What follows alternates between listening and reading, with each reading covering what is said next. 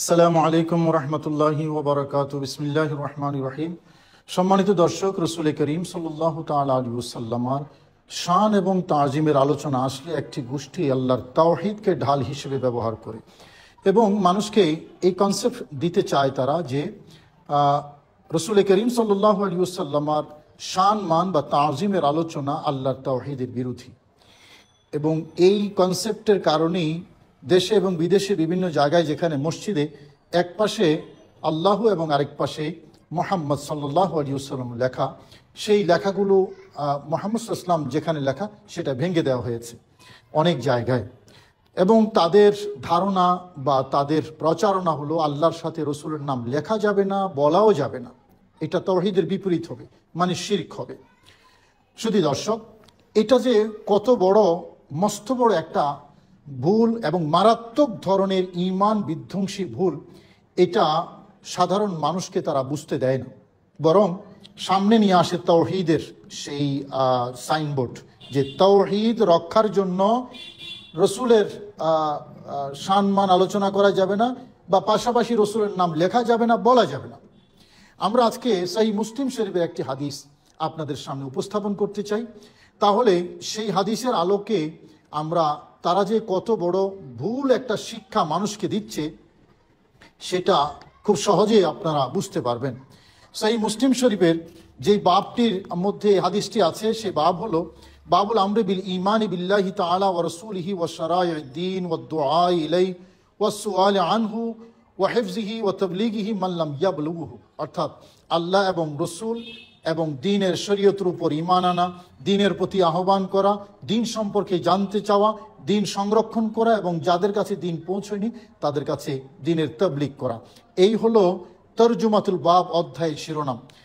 এই অধ্যায়ের শিরোনামের আওতায় ইমাম মুসলিম রহমতুল্লাহ আলাইহি ওয়াফদে আব্দুল কায়েস, যেই প্রতিনিধি দল রসুল করিম সাল্লাল্লাহু আলাইহি ওয়াসাল্লামের কাছে এসে বলেছিল যে ইয়া রাসূলুল্লাহ, আমাদের এবং আপনার মাঝখানে ওই কুফারে মুদার যারা বনে মুদার যারা, এরা বাধা হয়ে দাঁড়ায়, আমরা সবসময় আসতে পারি না, আসতে পারি শুধু আশুরে হারাম, যে আসল হরুমের মধ্যে, অর্থাৎ যেই মাসগুলোতে যুদ্ধ বিগ্রহ হারাম সেই মাসে আসতে পারি।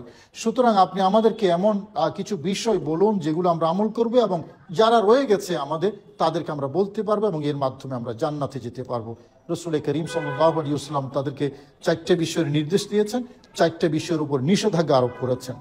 যে 4টে বিষয়ের নির্দেশ দিয়েছেন সেই 4টে বিষয়ের আগে নবীজি ওই ওয়াফদে আব্দুল কায়েসকে জিজ্ঞেস করেছিলেন যে আল ঈমানু বিল্লাহি ওয়াহদা, এক আল্লাহর উপর ঈমান আনা, বিশ্বাস স্থাপন করা। সাথেই পেয়ারা নবী রসুল করিম সাল্লাল্লাহু আলাইহি ওয়াসাল্লাম তাদেরকে জিজ্ঞেস করলেন হাল তাদরুনা মাল ঈমানু বিল্লাহি ওয়াহদা, তোমরা কি জানো এক আল্লাহকে বিশ্বাস করার অর্থ কি? এক আল্লাহর উপর বিশ্বাস স্থাপন করার অর্থ কি? এক আল্লাহকে বিশ্বাস করা বলা হয় তাওহীদ, আল্লাহকে এক মনে করা, এক জানা। তো নবীজি তাদেরকে জিজ্ঞেস করলেন আল্লাহকে এক জানা বা এক বলে বিশ্বাস করা, এটার অর্থ কি তোমরা জানো? সবাই জবাব দিয়েছে আল্লাহু ওয়া রাসূলুহু আ'লাম, আল্লাহ এবং রসুল ভালো জানেন।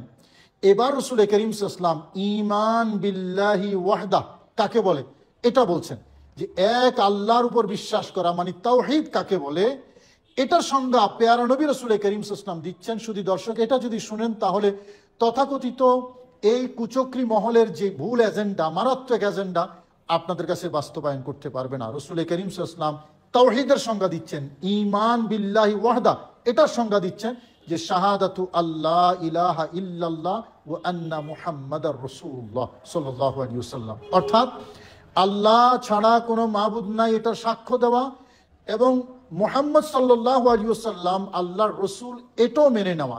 এটা পুরাটার নাম হলো ঈমান বিল্লাহি ওয়াহদা, এক আল্লাহকে বিশ্বাস করা।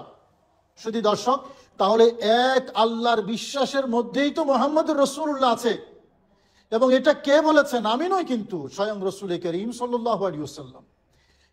এক আল্লাহর উপর বিশ্বাস, এই কনসেপ্টের মধ্যেই রসুল করিম সাল্লাল্লাহু আলাইহি ওয়াসাল্লামের রিসালাতের বিশ্বাস আছে।